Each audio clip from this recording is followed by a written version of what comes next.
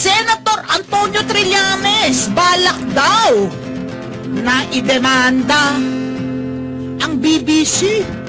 Idemanda ang BBC kung saan sa interview sa programang Hard Talk talaga namang siya'y ginisa. Napanood niya?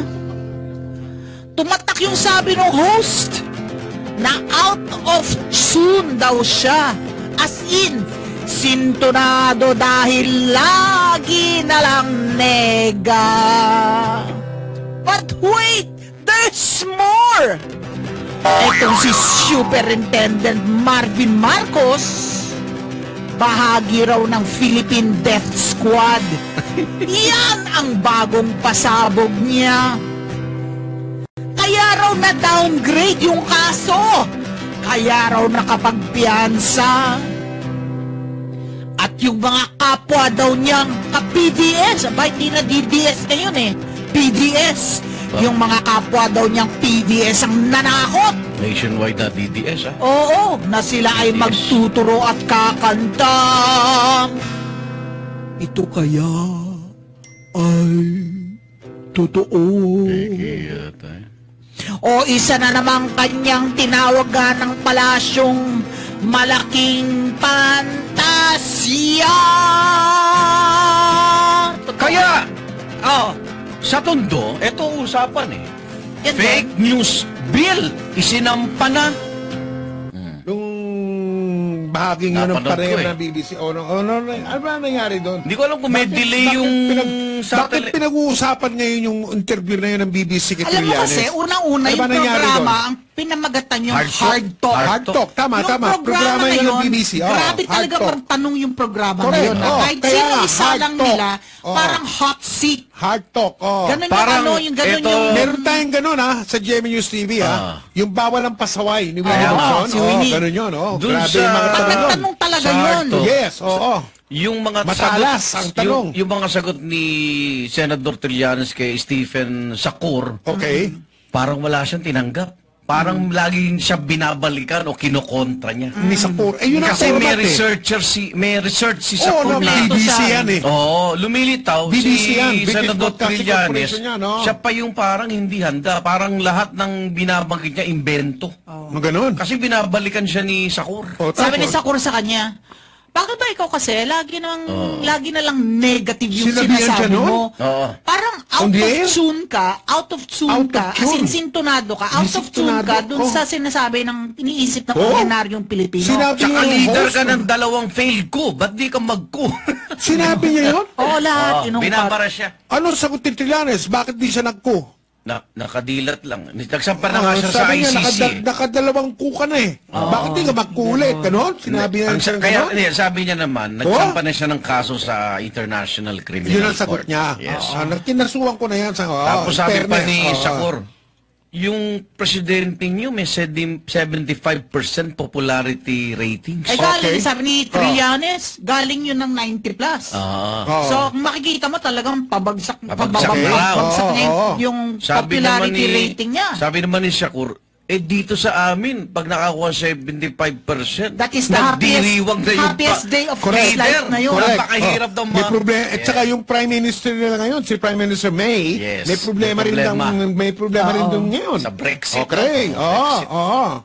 Brexit at iba pang mga problema sa issue. Panoorin nyo sa YouTube. Interesting yung yung interview. At saka yung netizen, no? Mga pro-Duterte.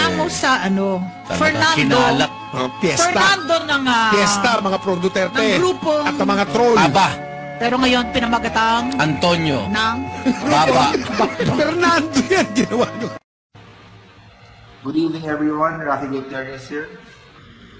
Tonight, I am making an appeal to Filipinos everywhere in the world to demand the immediate resignation of Senator Sani Trillanes. Itong senator na ito, mga kaibigan, wala na itong inatupag kung hindi manira at gumawa ng kung ano-anong mga kalokohan para siraan ang ating mahal na Pangulo Duterte. Sa nakita nating interview niya with BBC, halatang kulang-kulang itong senator na to.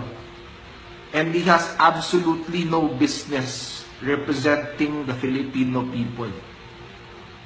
Sayang lang ang binabayad nating tax sa tukmol na yan.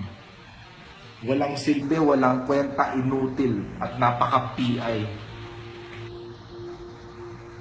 Umapela pa, di ba? Kasama yung kalbo niyang kaibigan, si Alejandro, na i-impeach yung ating mahal na Pangulo, pero hindi naman umusad kahit isang metro. Nakakahiya.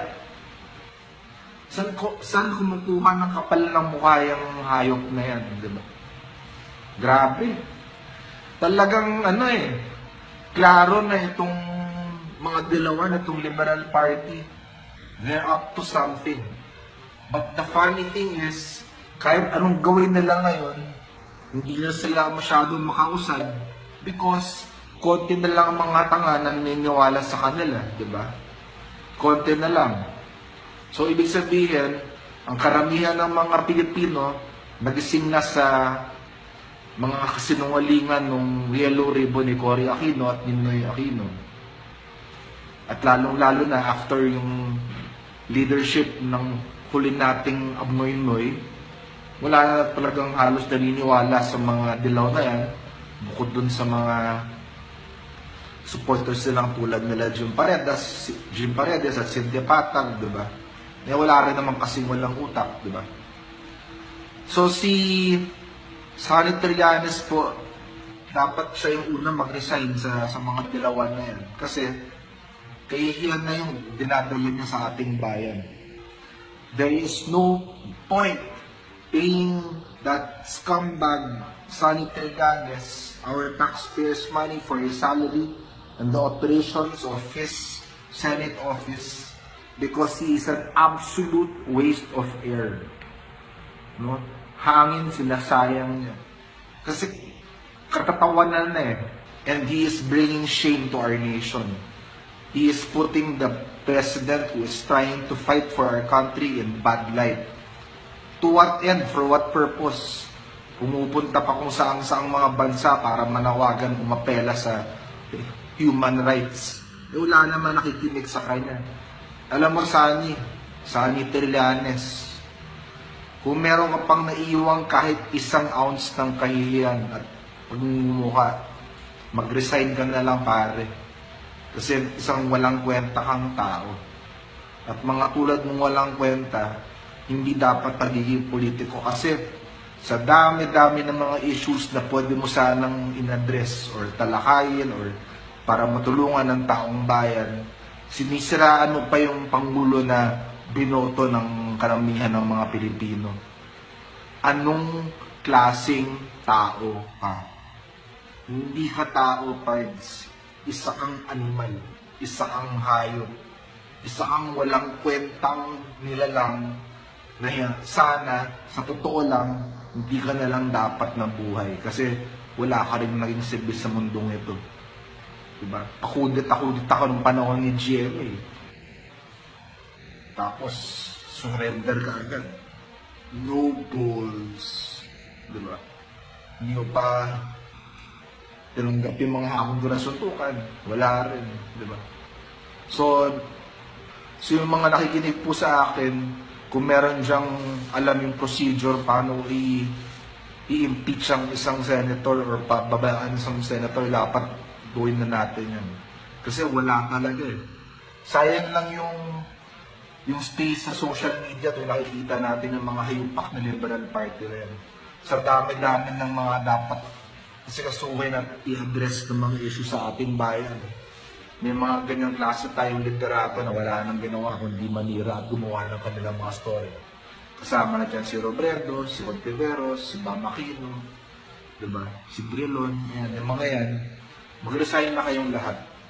Ang Liberal Party, yung dilaw yung kulay nyo, panis na yan. Wala nang naniniwala sa inyo. So please, kung meron pa kayong naiwang hiya, na siguro naman meron pang konting pagkatao yung naiwan, mag-resign na lang po kayo. So, narinig naman ninyo nung tinanong siya, nung host na si Stephen, tinanong siya, are you a Democrat? Ang sagot Diba, nabubulol-bulol na utal ang lolo mo. Sabi niya,